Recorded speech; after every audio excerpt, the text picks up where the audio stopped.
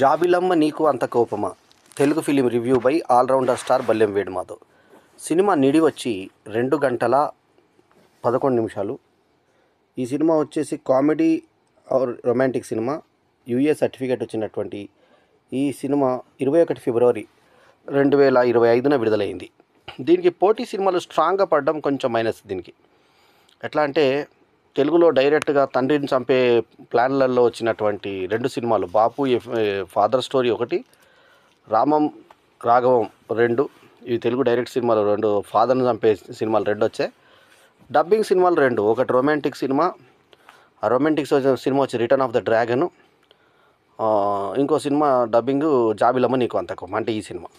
Suresh movies distribution ద్వారా release అయినటువంటి ఈ సినిమా ఒక రిలీజ్ పంపిణీ సంస్థ వల్ల కొంత బెటరు రిజల్ట్ తెచ్చుకునే అవకాశం తెచ్చుకుంది. మాథ్యూ థామస్ హీరోగా నటించిన ఈ సినిమాలో ఆడుకాలం నరేన్ అతని తండ్రి పాత్రను పోషించాడు.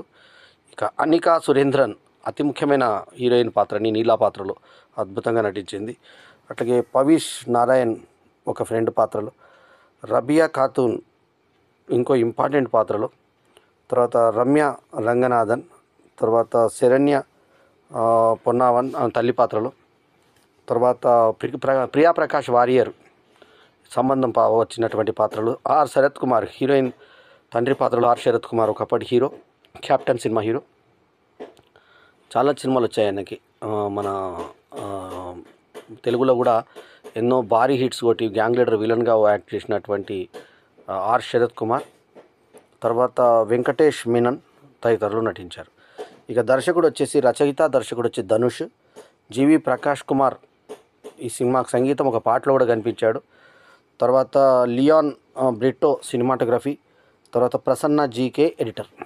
ఇవి టెక్నికల్ టర్మ్స్ కాగా, ఇక జాబిలమ్మ నీకు అంత కోపమా ఎండ్ వచ్చేసి మనకి జాబిలమ్మ నీకు అంత కోపమా 2 love is in the air అని చెప్పి సెకండ్ పార్ట్కి లీడ్ చేస్తూ ఎండ్ చేశారు. ఇందులో క్యారెక్టర్స్ పేర్లు ఫస్ట్ మనం మాట్లాడుకుందాం. హీరో పేరు ప్రభు, ప్రేమికుడిలో హీరోలాగా ఇందులో కూడా హీరో పేరు ప్రభువే. ఈ ప్రభుకి నీలాకి మధ్యలో ఎట్లా ఫ్రెండ్షిప్ ఏర్పడింది, వాళ్ళ ఫ్రెండ్స్ని కలపడానికి వచ్చినప్పుడు వాళ్ళిద్దరు లిప్ కిస్సులు, తర్వాత మన కారులోనే వీళ్ళిద్దరి మధ్య కౌగిళ్ళు, ఆ తర్వాత వాళ్ళు ఒక బీచ్ పక్కనకి వెళ్ళడము, అక్కడ వాళ్ళు రొమాంటిక్ చేష్టలు అవన్నిటిని చూసి వీళ్ళిద్దరు ప్రభావితమైనట్టు, ఎట్లాగైతే సాగర్ సంగమం సినిమాలో మౌనం వెళ్ళడం ఈ పాటకు లీడ్ ఉంటుంది, అట్లాంటి సిచ్యువేషన్స్ ఇక్కడ ఎరైజ్ అయ్యి ప్రభు నీళ్ళు ఇష్టపడతారు ఒకరినొకరు. ఆ తర్వాత నీళ్ళ చాలా డబ్బు గల్లామే, అంత డబ్బులిసినామని చెప్పి హీరోకి తెలియదు. తన ఇంటికి తీసుకెళ్తే 30 మంది పనులు ఉంటారా, అమ్మో ఇది ఇంట్లో గుర్రాలు ఉన్నాయా, ఆ టైప్లో అనుకున్న తర్వాత ఆర్ శరత్ కుమార్ దగ్గర తీసుకెళ్తాడు. శరత్ కుమార్ నటన, అతను కనబడ్డ తీరు ఈ సినిమాకి మెయిన్ బలంనిచ్చాయి. అద్భుతంగా యాక్ట్ చేశాడు అతను.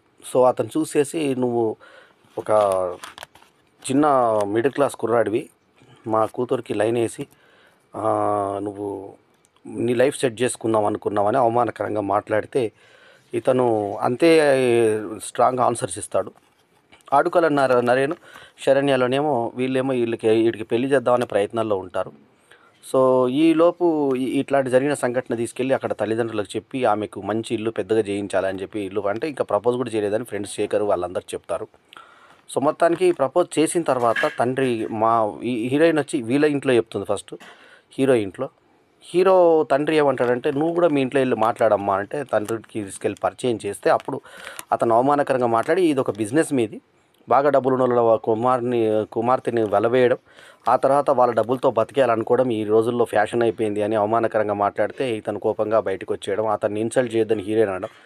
ఈ లోపల ఈ రగడ జరుగుతూ ఉంటే ఒకరోజు డాక్టర్ దగ్గరికి ఇతను తల్లిని తీసుకొని వెళ్ళినప్పుడు ఆ తల్లి డాక్టర్కి తమ్ముడు వరుస అవుతాడు ఆ డాక్టరు. అక్క అని చెప్పి అన్ని వివరాలు చెప్తూ ఉంటే అక్కడికి క్యాన్సర్ పేషెంట్ అయినటువంటి శరత్ కుమార్ వస్తాడు. మీరు మాట్లాడుతుంది ఆయన గురించి, ఆయన ప్రముఖ వ్యక్తి కదా, ఆయనకి క్యాన్సర్ ఉంది 4th స్టేజ్, కూతురు చెప్పొద్దు అంటాడు. అనగానే కూతురుతో గడపాలనుకుంటున్నాడు అన్న ఉద్దేశం అర్థమై ఇతను అమ్మాయికి దూరంగా ఉంటాడు. ఆమె అపార్థం చేసుకొని వేరే పెళ్లి చేసుకుంటుంది. ఇదంతా కూడా పెళ్లి సంబంధంకి వచ్చినప్పుడు ప్రియా ప్రకాష్ వారియర్కి ఫ్లాష్ బ్యాక్లో చెప్తాడు హీరో. ఇది ఫస్ట్ హాఫ్. ఇక్కడ ఏం జరుగుతుందంటే, ఆ అమ్మాయి ఏమంటుందంటే, నువ్వు ఆమెని మర్చిపోతున్నా, ఒకసారి ప్రయత్నం చేయి, మళ్ళీ ఒకసారి నీ తప్పు జరిగింది ఏందో చెప్పు, లేదా వాళ్ళ మ్యారేజ్కి పిలిచింది నన్ను అంటే అక్కడికి పో, ఓకే అయితే ఆమె, లేకుంటే ఆమె లేకపోతే నేను అన్నట్టుగా ఈమె చెప్తుంది. వెళ్ళిన తర్వాత అక్కడ మ్యారేజ్ వెడ్డింగ్ ప్లానర్ అంజలి అనే ఆమె ఇతనికి హెల్ప్ చేస్తుంది హీరోకి. ఆ తర్వాత ఈమె కూడా ఆమె కొంచెం మంచి చెస్ట్తో చక్కటి వక్షోజాలతోటి నిండుగా కనపడ్డది హీరోయిన్. ముద్దుగా బొద్దుగా ఉంటుంది. ఆమెకు ముద్దుగా అని పేరు పెడతారు. వాళ్ళు తెలుగు రాదనుకుంటారు ముందు. ఇక్కడ ఎక్కడో వేరే దగ్గర డెస్టినేషన్ మ్యారేజ్ లాగా మ్యారేజ్ వెడ్డింగ్ ప్లాన్ చేస్తారు. అక్కడ వీళ్ళందరూ ఫ్రెండ్స్ దిగుతారు. దిగిన తర్వాత ఫ్రీ మందో స్టేట్కి వస్తారంటే ఆ హీరోయిన్ ఇతన్ని చూసి అరవింద్ అని అతను కాబోయే భర్తను వాళ్ళందరినీ పరిచయం చేసి ఇతనితో పొడిగా మాట్లాడి ఇతని ఫ్రెండ్ పేరు ఇట రాజేష్ పేరు ఇట రూమ్ బుక్ చేసి అలా ఉంటుంది హోటల్ దగ్గర. ఆ తర్వాత పెళ్ళికి ముందు మాట్లాడడం, మళ్ళీ తర్వాత ఈ పెళ్ళికి ముందు సితారు, ఆ తర్వాత ఈ మధ్య కాలం వెడ్డింగ్స్లలో ఇట్లాంటి వెడ్డింగ్స్లలో జరిగే సంగీత్ ఇలాంటి కార్యక్రమాల్లో పాల్గొన్నప్పుడు ఒకటి వీళ్ళ మధ్యలో తెలిసిన తర్వాత ఇతను తండ్రి కోసం వాళ్ళిద్దరు కలిసి ఉండడం కోసం తన ప్రేమను వదులుకున్నారన్న విషయం వెడ్డింగ్ ప్లానర్ ద్వారా బాత్రూమ్ ఉచ్చబోసే దగ్గర తెలుసుకుంటారు. ఇందులో సిచ్యువేషన్స్ అన్నీ ఉచ్చబోసే దగ్గరనే కలవడం ఒక విశేషం. ఈ ప్రపోజింగ్ కూడా ఉచ్చబోసే దగ్గర పెడితే మరీ ఇక్కడే చెప్తాము, ఫస్ట్ కిస్ కూడా ఈ ఉచ్చబోసే ప్లేస్లో ఇయ్యకు అని హీరో అంటాడు. హీరో చూడడానికి కొంచెం నల్లగా, చూడడానికి బాగానే ఉన్నా కూడా నల్ల కలర్లో ఉంటే హీరో హిందీ హీరో లాగా ఉన్నాడంటే నేను ఎలా ఉన్నా చూడరా మ్యాన్లీగా ఉన్నా తెల్లగా అంటే నీ రంగు విషయంగా నీకు నువ్వు అనుకోవడం కాదురా అంటే ఎవరికి వాడే హీరో అని హీరో అనుకోవడము. తర్వాత హీరో ఏఆర్ రెహమాన్ సంగీతం పడితే ఇళయరాజా సంగీతం హీరో ఇష్టపడితే ఏఆర్ రెహమాన్ సంగీతాన్ని హీరోయిన్ ఇష్టపడుతుంది. దీనికోసం వీళ్ళిద్దరు పోటీ పడతారు. కానీ అదే ఏఆర్ రెహమాన్ దగ్గర అదే మన మన ఇళయరాజా దగ్గర ఏఆర్ రెహమాన్ పనిచేసిన విషయాన్ని అతను ఇతను గురు శిష్యుల సంగతి ఒక మాటల్లో డైలాగ్లలో చెప్పిస్తుంటే బాగుండేది. ఇక సినిమాలో శివాజీ గణేషన్ సినిమా వస్తుంటే అప్పుడు శివాజీ గణేషన్ ఎంత బాగా యాక్ట్ చేస్తున్నాడు, అసలు ఎట్లా ఉన్నాడో శివాజీ చూస్తావా అంటే శివాజీకి లైన్ కొట్టింది చాలు అని చెప్పి కొడుకరడము. ఇట్లాంటివన్నీ కొన్ని పాటలు కూడా కొన్ని ఫేమస్ పాటలు అంటూ ఏం వరకే తెలియని పాటల్ని వాళ్ళిద్దరూ పాడుకోవడం హీరోయిన్స్. వర్షంలో బైక్ మీద పెడుతుంటే ఫ్రెండ్కి నీకు బైక్ రాదని చెప్పుకొని ఇతను బైక్ ఎక్కించుకొని తీసుకొని పోవడం. ఆ తర్వాత ఇతను తెలియకుండానే వాళ్ళ ఫ్రెండ్ శ్రేయాని ఇతను ఇష్టపడ్డం రాజేష్. ఆ తర్వాత అతను బాధపడుతుంటే శ్రేయ ఎవర్రా వాళ్ళ ఎట్లా ఉంది చెప్పు ఇన్స్టాలో పట్టేస్తుంటే ఆడ్లయర్కి ఇలా వేసినా కూడా అతను గుర్తుపట్టకపోయేటువంటి కామెడీ బాగా నవ్వు తెప్పిస్తుంది. చివరాఖరిన హీరోయిన్ ఇంకా అతని విషయం తెలిసిన తర్వాత వాళ్ళ ఫాదర్ ఒప్పుకున్నాడు. ముందు ఫాదర్ మాట తీసుకొని వేరే అబ్బాయికి అరవింద్కి ఇచ్చేస్తే అరవింద్ చాలా మంచోడు, వీడేంటా ఇంత మంచోడు అనే లెవెల్లో వాళ్ళ మంచితనం ఉంటుంది అతనిది. సో ఆ రకంగా ఉన్నటువంటి దీనికి మాటలు రాసింది హనుమాన్ చౌదరి, పాటలు రాసింది ఇంకొక అతను సింగిల్ కార్డ్. బాగుంది పాటలు మాత్రం. సాంగ్స్ ఇతను జీవి ప్రకాష్ తను కనబడడమే కాకుండా పాటలు సంగీతం అందించినటువంటి ఒకప్పటి హీరో, ఈ మధ్య కూడా చేస్తున్న హీరో. సో అతను చేసినటువంటి ఇది డబ్బింగ్ క్వాలిటీ బాగుంది, పాటలు బాగున్నాయి.